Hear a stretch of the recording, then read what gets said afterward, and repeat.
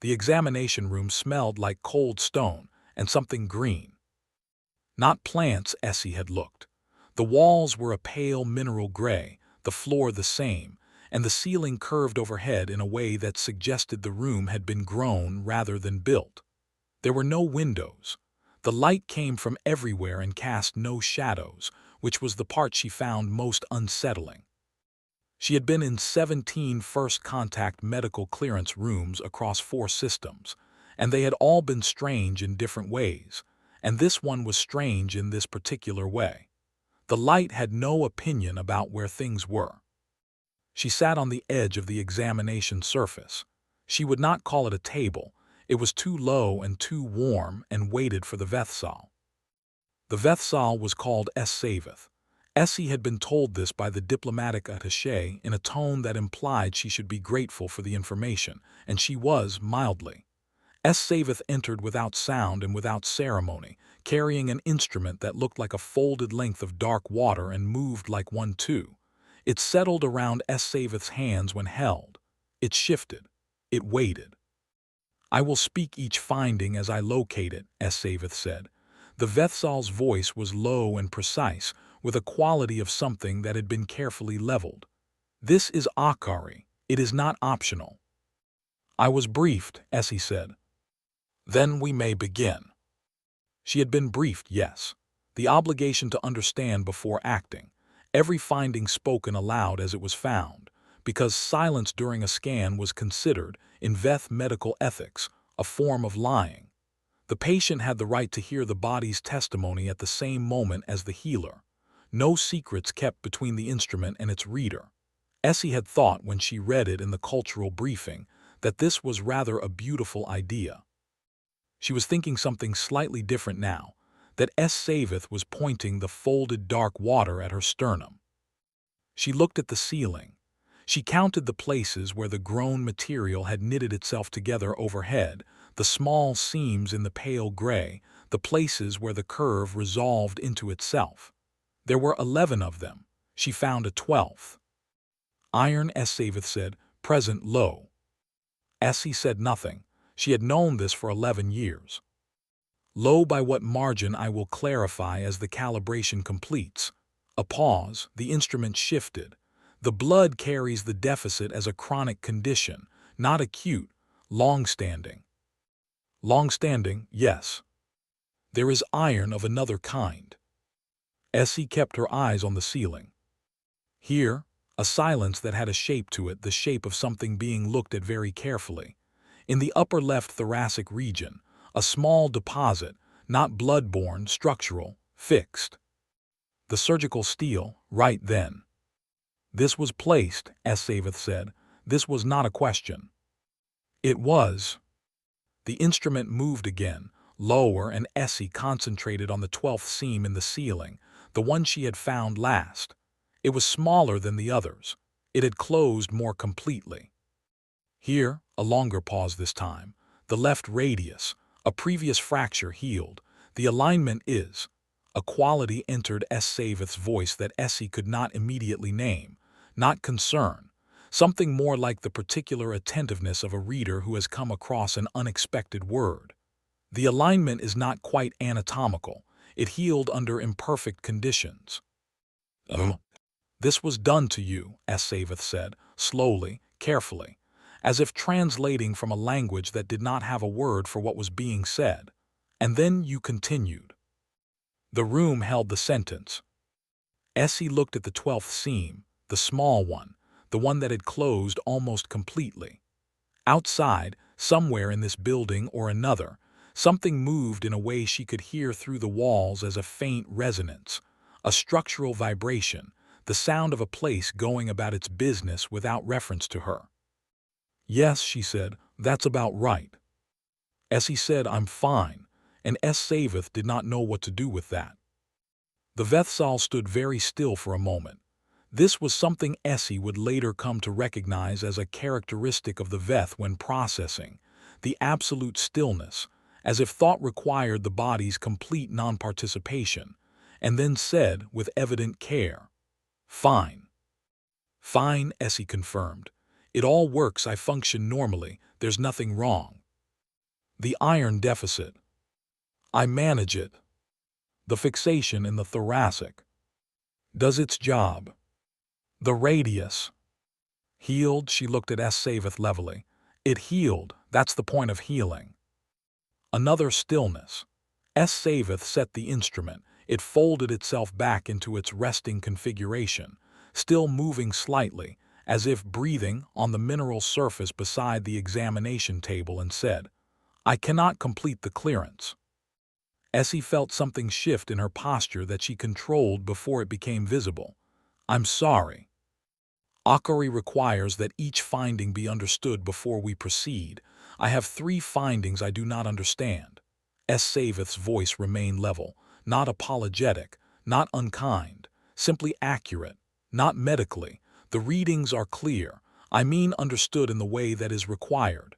Their history, their meaning to the body that carries them. Their meaning, Essie repeated.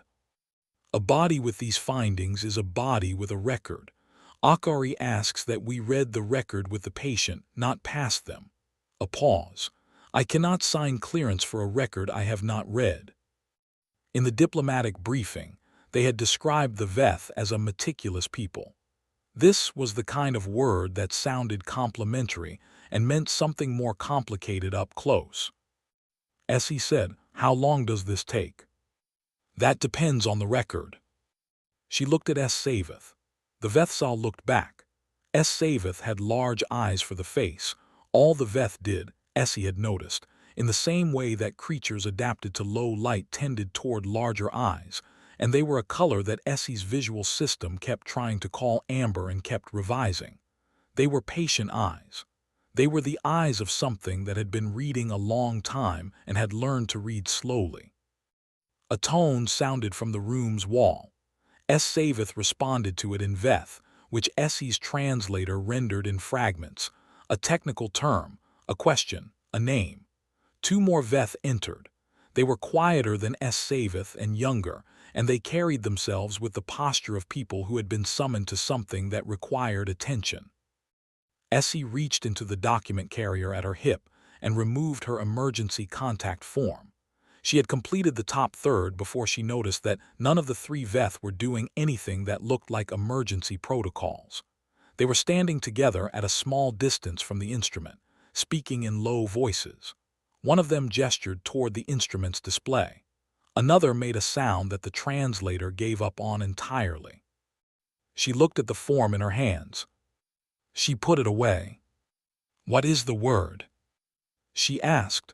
For a medical finding you don't have a category for. S. Saveth turned from the colleagues. S. Shari, the Vethsal said, literally, a word the language does not have yet.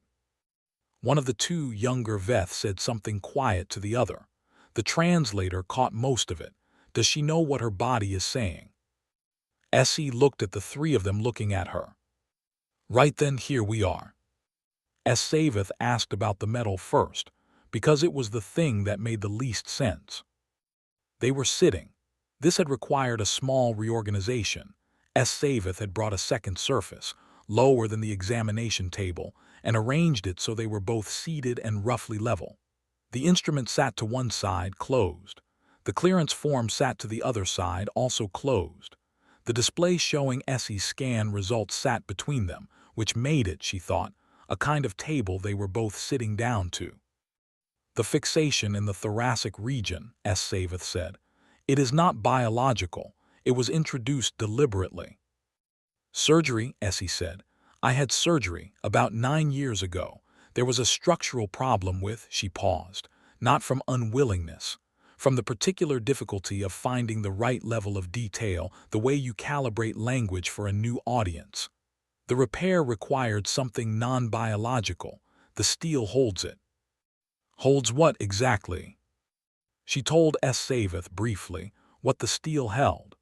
S. Saveth listened with a quality of attention she was still learning to read. In humans, that level of stillness usually meant something else, distraction or withdrawal, but in S. Saveth it seemed to mean the opposite, an intensity of reception, as if S. Saveth was putting something away carefully as fast as she spoke. When she finished, S. Saveth said, And the iron. Separate issue. The body doesn't absorb it efficiently. It never has. These two conditions are not related. No. They are concurrent. Yes. Savith appeared to consider this. Outside the narrow window, she had found the window, finally, small and set high in the grown wall. The sky was a pale color she had no word for, not gray, not white, a color that suggested early morning everywhere simultaneously. Something crossed it, not quite a bird. And the radius, Savith said, the fracture. Yes. You said it healed. It did. Under imperfect conditions. Savith was quoting the scan. What were the conditions? The room was very quiet.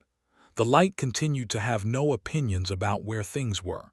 Essie looked at the display between them, at the small bright notation the scan had placed on the image of her arm, a marker that said, "Here, this is where the record interrupted itself."